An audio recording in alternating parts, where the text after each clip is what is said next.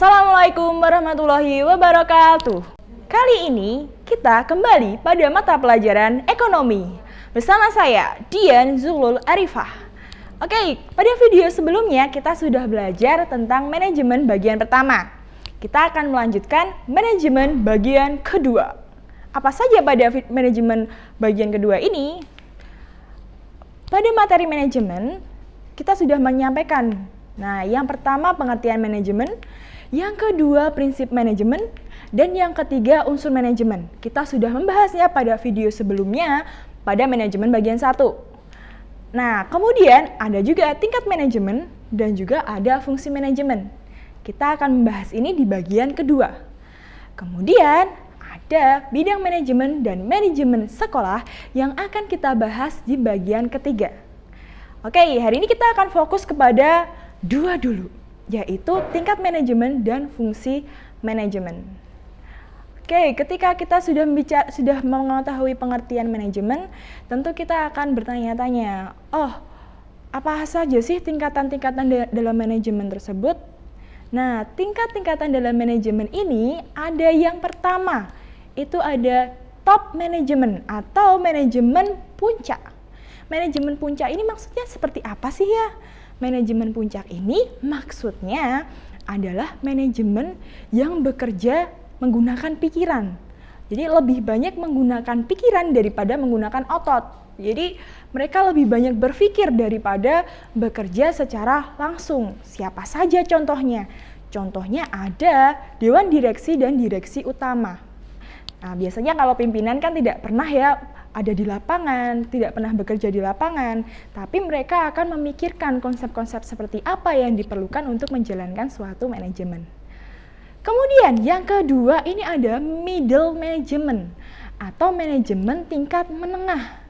Nah, middle management ini kalau bisa dikatakan proporsi bekerja menggunakan pikiran dan proporsi bekerja menggunakan tenaga ini hampir sama.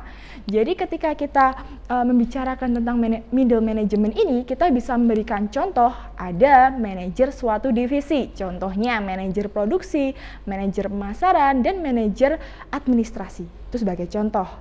Jadi ketika manajer itu bertanggung jawab terhadap suatu divisi, apabila di divisi tersebut terjadi suatu masalah, dia harus turun langsung. Maka itu dapat dikatakan bahwa middle management ini memiliki proporsi berpikir dan bekerja yang sama. Kemudian yang berikutnya ada lower supervisor atau lower management. Lower management itu atau bisa dikatakan sebagai supervisory management.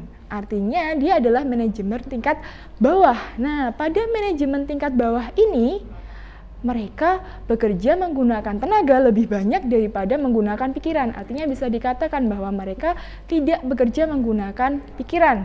Nah, sebagai contoh ini ada supervisor atau mandor yang mengawasi tenaga profesional, tenaga operasional. Nah, di bawahnya ini baru ada tenaga operasionalnya. Jadi ketika kita membicarakan tentang lower management ini, kita bisa memberikan contoh supervisor yang terjun langsung di lapangan. Nah, kemudian kita sudah membicarakan tentang tingkat manajemen. Kemudian masih Ananda bertanya, apa sih sebenarnya fungsinya manajemen itu apa? Nah, di sini di fungsi manajemen ini kita mempunyai seorang pemikir, memiliki seorang teoris. Nah, di sini ada teoris kita ada George Terry. Jadi George Terry ini biasa dikenal juga dengan Bapak Manajemen, memiliki pemikiran tentang fungsi manajemen yang seringkali secara umum disampaikan. Jadi fungsi-fungsi manajemen ini secara umum disampaikan oleh George Terry ini. Ada apa saja sih fungsi manajemen itu yang disampaikan oleh George Terry? Yang pertama, kita bisa menyingkat, kita bisa menggunakan jembatan keledai. Jadi bisa kita singkat POAC. Apa saja itu POAC? Yang pertama, itu adalah ada planning atau perencanaan. Jadi kalau dalam planning ini, kita akan bahas selanjutnya di slide selanjutnya. Kemudian ada planning, ada organizing, yaitu pengorganisasian. Nah, kemudian yang ketiga adalah A, atau actuating atau pelaksanaan. Kemudian yang terakhir itu ada C. Atau controlling, pengawasan. Nah, apa aja sih yang dimaksud dengan planning? Apa saja sih yang dimaksud dengan organizing? Apa aja sih yang dimaksud dengan actuating? Apa sih yang dimaksud controlling? Kita akan membahas satu persatu. Yang pertama kita mulai dari planning dulu. Planning ini dari kata-katanya saja sudah kelihatan bahwa planning itu artinya adalah perencanaan. Jadi, perencanaan atau planning ini merupakan salah satu fungsi dasar yang harus dimiliki manajemen untuk menentukan tujuan dan bagaimana sih cara untuk mencapai tujuan tersebut. Nah, dalam planning ini ternyata ada syarat-syaratnya. Jadi suatu manajemen ingin mencapai tujuan perusahaan, harus ada syarat-syaratnya dong bagaimana bisa membuat perencanaan yang baik, bagaimana bisa membuat bisnis plan yang baik. Nah, yang pertama syaratnya ada apa aja?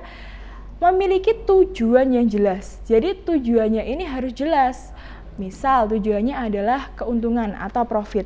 Oleh karena itu, semua pihak itu harus diarahkan untuk mencapai tujuan tersebut, untuk mencapai profit tersebut. Nah, yang kedua, syarat yang kedua ini harus berpedoman kepada 5W dan 1H. Nah, seperti bahasa Indonesia, ternyata harus menjawab pertanyaan-pertanyaan ini.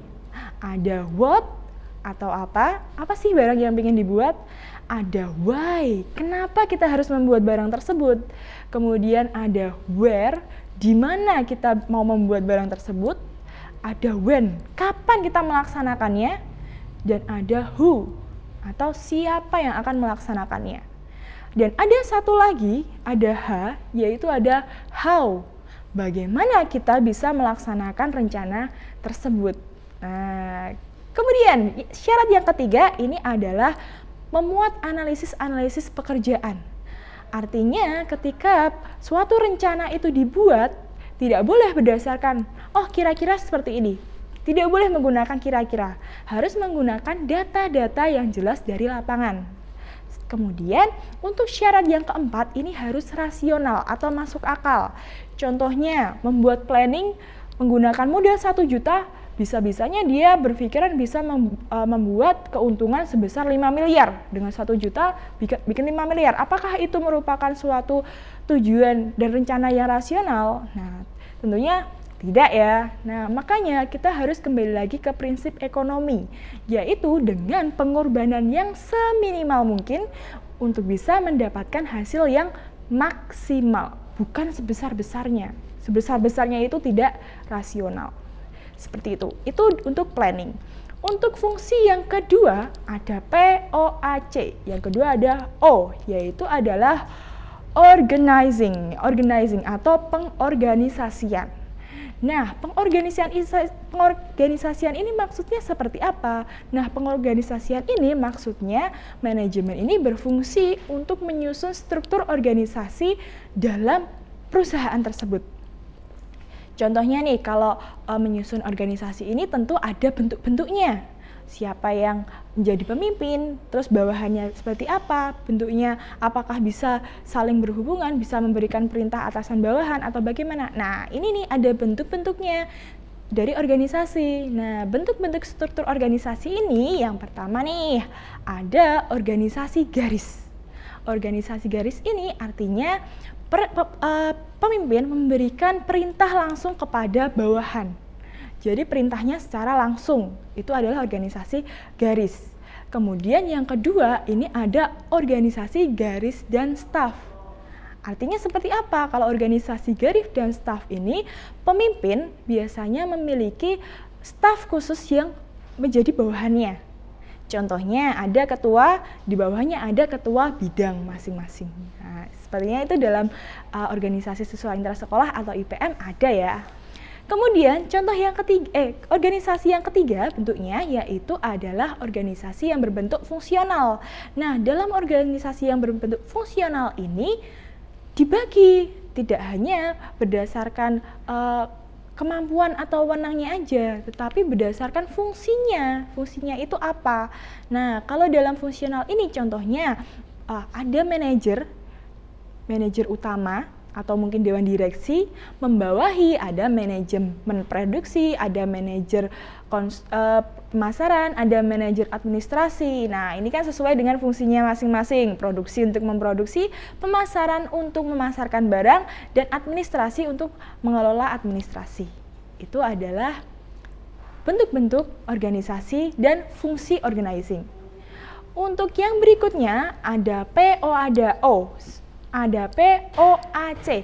P dan O sudah. Berikutnya kita akan bicarakan tentang A atau actuating atau pelaksanaan. Nah, kalau dalam actuating ini kita membicarakan tentang bagaimana sih manajemen itu dilaksanakan. Nah, manajemen itu dilaksanakan dengan menggerakkan orang-orang. Jadi fungsi actuating ini sebenarnya dipegang oleh pemimpin perusahaan. Artinya apa? Artinya seorang pemimpin ini harus bisa menggerakkan bawahan-bawahannya supaya bekerja sesuai dengan tugas masing-masing untuk mencapai tujuan dari perusahaan. Nah, ternyata pemimpin pun bermacam-macam jenisnya. Apa sajakah jenis-jenis dari pemimpin ini? Nah, sifat-sifat pemimpin itu apa? Nah, pemimpin organisasi sifat-sifatnya dibagi menjadi 3. Yang pertama itu ada pemimpin yang otoriter. Otoriter itu suka merintah ya. Nah, jadi pemimpin yang otoriter ini artinya ketika membuat keputusan dia tidak akan melibatkan dari bawahannya. Dia akan membuat keputusan secara pribadi, tidak melibatkan pendapat dari bawahannya. Tapi kemudian ada juga pemimpin yang kedua, yaitu adalah pemimpin yang demokratis. Nah, artinya apa pemimpin yang demokratis ini? Artinya adalah seorang pemimpin yang melibatkan pendapat dari bawahannya untuk mengambil keputusan. Jadi bawahan tetap, oh pendapatnya seperti apa, kita tampung. Nah, misalnya seperti itu. Kemudian jenis pemimpin yang ketiga ini adalah pemimpin yang bebas. Artinya pemimpin tersebut lebih cenderung membebaskan siapa yang mau mengambil keputusan, apakah saya ataukah bawahan, bebas.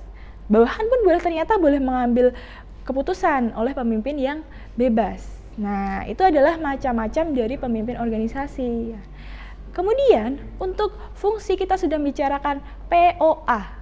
Yang keempat adalah C, yaitu controlling. Nah, controlling atau pengawasan ini merupakan salah satu fungsi manajemen yang gunanya itu adalah untuk mengawasi apakah suatu manajemen sudah berjalan sesuai rencana, apakah rencana sudah tercapai, apakah rencana sudah berjalan secara efisien, apakah ada masalah-masalah dalam suatu manajemen yang memerlukan koreksi. Nah, di sini fungsi manajemen sebagai controlling atau pengawasan, yaitu untuk melakukan koreksi apabila terjadi kesalahan. Oke, demikian adalah materi manajemen bagian kedua. Kita sudah membicarakan tentang ada fungsi manajemen, kemudian juga sudah membicarakan tentang tingkatan manajemen. Untuk materi berikutnya, kita akan bertemu di manajemen bagian ketiga. See you when I see you. Assalamualaikum warahmatullahi wabarakatuh.